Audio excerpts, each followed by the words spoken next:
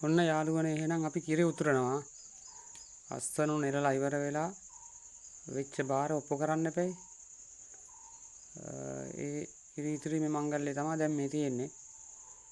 අස්සනු නෙරලා හවරක් විච්චාම දෙවියන්ට බාර විච්ච ඔප්පු කරන්න ඕනේ. ඔන්න එහෙනම් අපි කිරි උතුරන වැඩේ පටන් ගත්තා. දැන් තමයි හොඳම අවස්ථාව කිරි මුට්ටිය උතුරගෙන ඉන්නේ. ඊගාව කන්නත් සාර්ථකව කරගන්න මේ කන්නේ වැඩ අවසන් වෙලා අපි විච්ච බාර ඔප්පු කරනවා. ඉතින් කිරි උතුරලා ඔන්න සුබ මොහොත උදා වුණා. කිරි මුට්ටිය උතුරලා යනවා. ලබන කන්නේත් අපේ වැඩ සාර්ථක වෙන්න කියලා ප්‍රාර්ථනා කරනවා. හරි බලන්නකෝ එහෙනම්. ලොකු කිරි මුට්ටි 3ක් උතුරනවා.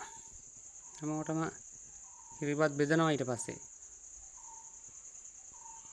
කප් මහත්තයා හාල් ටිකක් එහෙම දැම්මා. හොඳයි නේ?